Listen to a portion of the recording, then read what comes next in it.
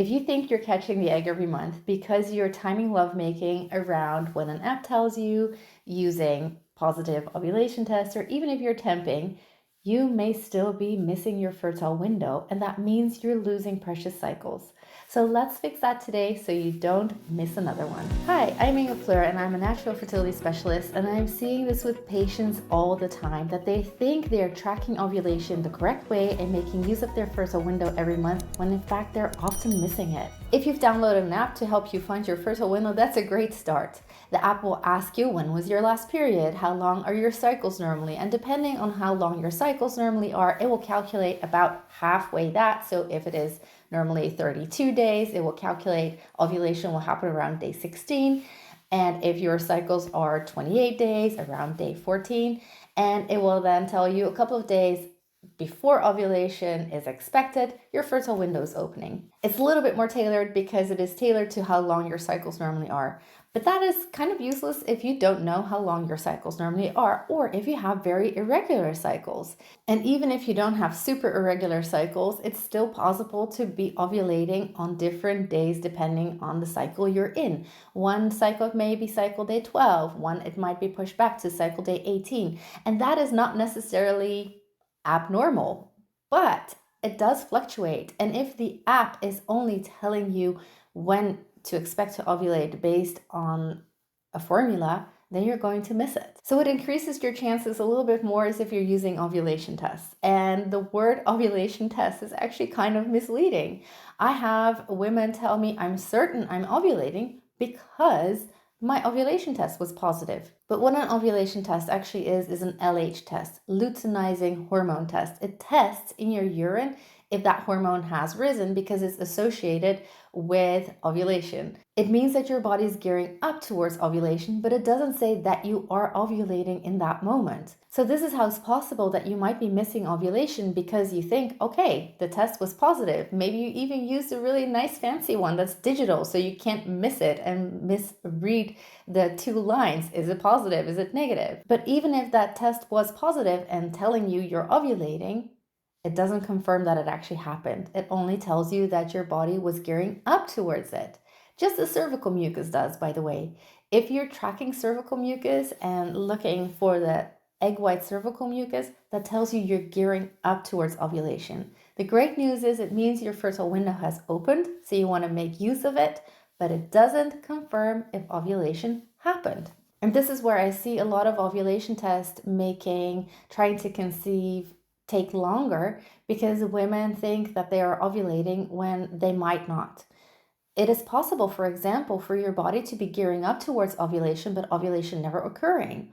Or your body gears up towards ovulation several times in a cycle. So you may have gotten a positive test the first wave, ovulation never happens, but you stop prioritizing lovemaking, and then you're actually missing the second or the third wave when ovulation finally does occur. Let me get back to that later in this video because there's more to say about those waves. You may think that if you are temping, then, well, Fleur, I'm solid. I'm not relying on just an app. I'm not relying on ovulation tests. I'm actually taking temperatures. Awesome. Temperatures are the most reliable way for you to confirm if ovulation happened. But here is a big thing that I keep seeing with patients. A couple gets a positive ovulation test, they're timing lovemaking, and then they don't wait until the next days whether the ovulation test becomes negative, and they don't wait until they have 3 consecutive raised temperatures.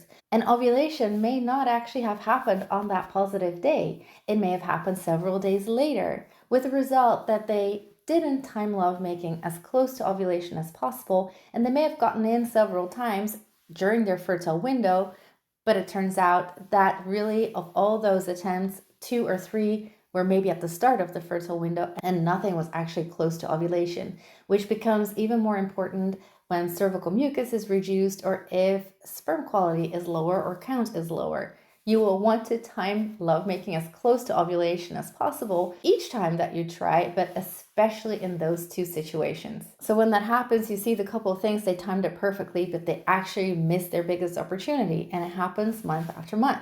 So this is why I tell my patients, keep prioritizing lovemaking until you get negative LH tests, negative ovulation tests, and 3 consecutive raised temperatures. And that's when you know you've actually made the most of your fertile window that month. Now you also understand why it's so important to keep tracking your temperature to make sure that you're ovulating at all, because it is possible for you to get periods every month or every so often, and it's even possible for you to get positive ovulation tests without ever ovulating.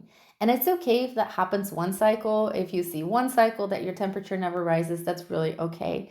But if this happens month after month, then we're looking at a much bigger problem, because if you're not ovulating, there's no egg, so you can't fall pregnant. There are several reasons that you may not be ovulating, and yeah, it may be that you're close to menopause, but it may also be PCOS, it may be stress, it may be you coming off hormonal birth control, or the impact of other synthetic hormones that you've used in the past. There are so many things that you can explore, and having several anovulatory cycles does not mean that you're done. So have a look on my channel. There are tons of resources I have for you available. And if you're not charting yet in the way that I'm telling you right now, if you aren't making sure you're using your fertile window every month, I've got a free mini course for you, and I'll make sure to link that in the description down below for you, so that you can make sure you are grabbing that fertile window next opportunity you have and maximizing that opportunity as well. Now, you may have seen gadgets and devices out there that claim to do all of this for you so that you don't have to do any of the thinking. And I've done several reviews that you'll be able to find on this channel as well. But honestly, I would invest my time in learning to understand my body and my charts and cycles over learning any gadget. And I would invest my money that would boost my fertility over investing in any of these gadgets. Now, there's so much more to ovulation. Ovulation may be timed too early, for example, for you to be able to conceive.